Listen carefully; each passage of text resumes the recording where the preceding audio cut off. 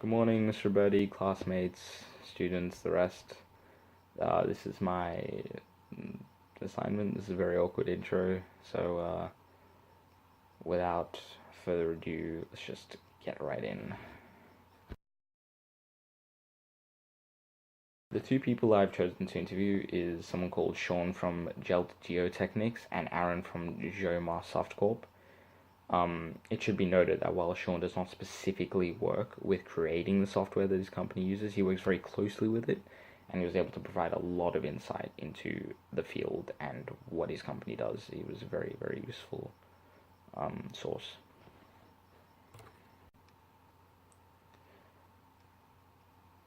The most recent project Aaron of Softcorp has worked on was a modification for a system that creates sales orders and distributes finished goods and products inside that sales order. Of course, he has done far more work than this. However, due to non-disclosure agreements, he cannot share specifically what he has done, but rest assured it is quite extensive, according to him anyways. Sean from Geotechnics is kind of in the same boat in that due to the sheer size and scale of his company, he cannot share any past projects at all due to the same reason, non-disclosure agreements. So quite unfortunate, but if you take a look at the website, which I will pop here, you can see that the company is quite big and has got quite a lot going on there. Roles between Aaron and Sean differ a fair bit considering they work in quite different areas of the software development field. I'll be focusing on Aaron for this question as he deals with more of the technical role. So Aaron, he focuses on the development and testing parts of his company. With development, he's either modifying a pre-existing system that his company or other companies have made, or he's applying upgrades to a different system. When testing, besides just testing the system, one of their responsibilities includes working with whoever developed the solution and figuring it out and letting the clients know how to solve problems and all that kind of stuff. He has many responsibilities for these roles, including extensive documentation. So he keeps physical copies of everything that happens, exchanges between clients, change logs. It's all kept physically as well as digitally. This says extensive documentation. All the code for the software solutions that they do, it's all commented properly, neatly. It's not left all over the place. It's very clean, neat, and professional, as you'd hope. Any changes to any systems are logged, both physically and digitally, and they create test plans for future projects. Comparatively, Sean's role is to physically assess ground conditions and view the impact it will have on the development of the solution. Responsibilities are similar between the two, as both are required to document log changes, comment code, all that kind of stuff.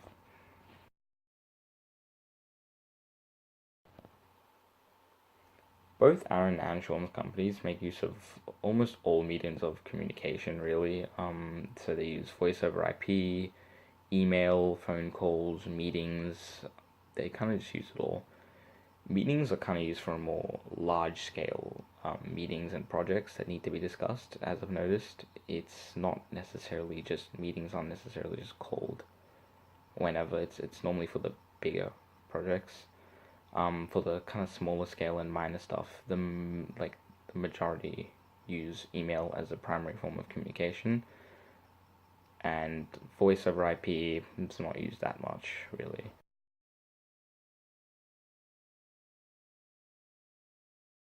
Surprisingly enough, this actually differs considerably between the two companies. Whereas Softcorp does require a decent amount of working knowledge of like just how to code generally, a lot of it is learned on site, and a lot of you kind of train as you go throughout the company. Um, so training and learning on the job is extremely common due to the fact that a lot of the programs that Softcorp use are built in-house and specifically for Softcorp. So it's their intellectual property and it's not released to the public. So the only time you'll ever come across their software is in Softcorp itself. So that obviously requires all newcomers to be thoroughly trained in that software. Sean, on the other hand, says that extensive knowledge is required. Being proficient in math, computer modeling, geology, it's all really, really important. He says that, yeah, you do learn on the job as well to a certain degree, but a lot of it is assumed prior knowledge, and you really need to know what you're doing when you arrive.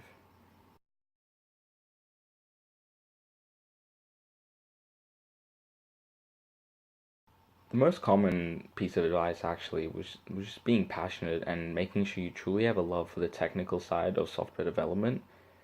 It's an absolute must according to both Sean and Aaron. According to them, the field is extremely mentally exhausting, and you just won't survive long enough if you actually don't want to be there, because it's really, really draining and taxing. You must also be aware that you're going to be constantly learning and growing, and you're constantly going to need to keep improving yourself. You'll never reach a point in software development field where where you'll know everything. That's just not going to happen, because every day there's something new that comes out. There's something bigger, better that you'll need to adjust yourself to.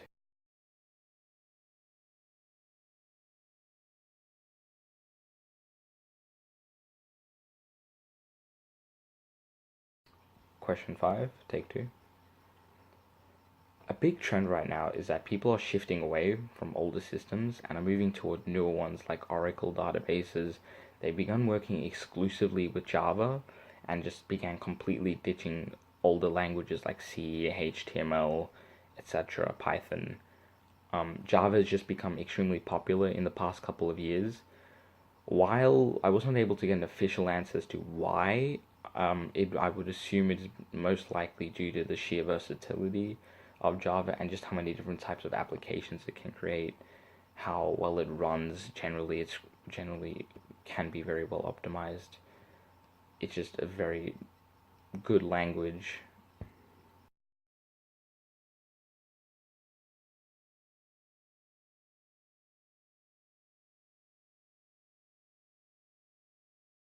Actually, they use both methods of documentation.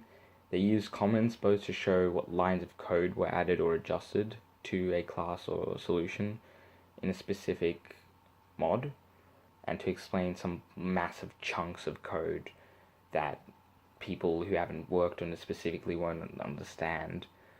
And they have a lot of outside documentation in Word documents and physically printed documents as well, which they keep record of.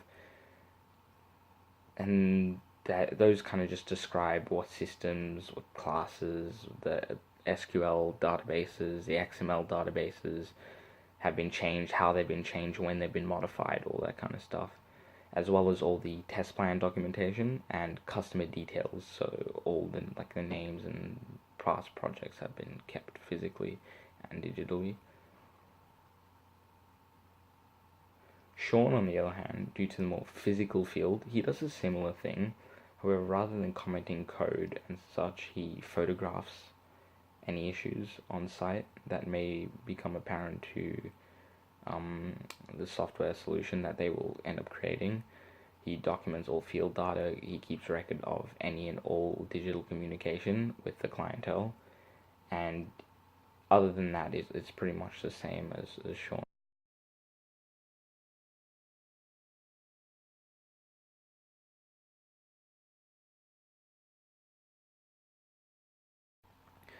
The type of the development approaches that both Sean and Aaron use are not specifically labeled as agile, rad. Yeah, it's not specifically labeled like that. They each have their own company specific version of software development that they can't necessarily disclose to us. However, Sean's they behind closed doors, they kind of call it's similar to agile, where one person will develop a model and it's consistently reviewed by other engineers before it's marked as verified, and then it will be shipped off. Aaron, on the other hand, he considers it to be non-standard. It's more specifically so they'll be told what to change, and so they'll be said, oh, change this look, change how this bit functions, etc. So it's kind of not necessarily one specific thing, it's more change based on what they're told to do.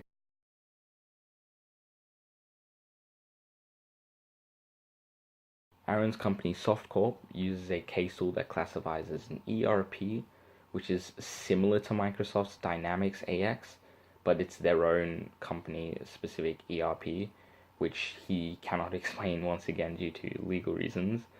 But it's company specific software that manages their systems, and it's where they go to branch off all their modifications to their projects and anything similar.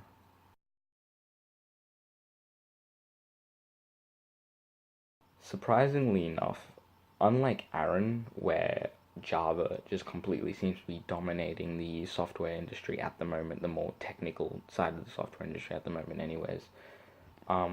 Sean's side, they still use older languages such as Python for their creation of their computer modeling tools and their just kind of on-site software that they use to kind of like map everything out.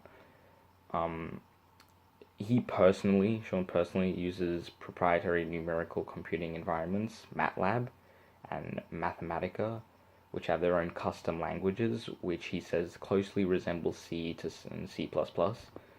Um,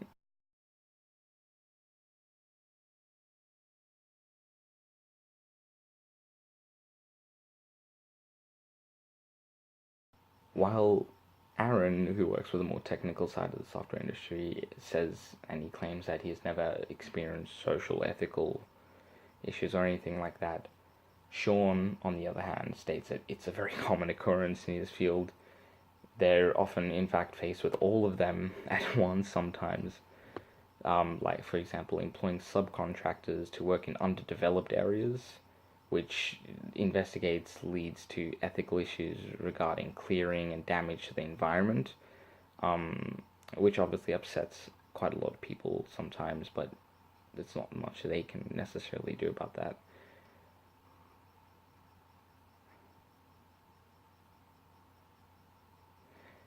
The works that they do often lead to wider legal issues as well, including damage to private property, illegal land clearing, and damage to the government-owned services.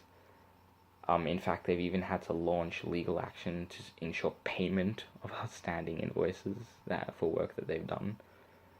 With regards to Sean's social issues, often working on inner metropolitan projects that are not open to the public, but the public can still see.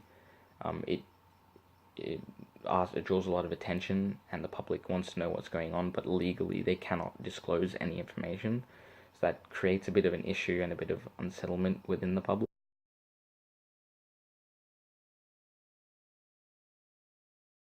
Due to both companies being client based, they really only do designs based on what the client tells them. There's no form of variation there.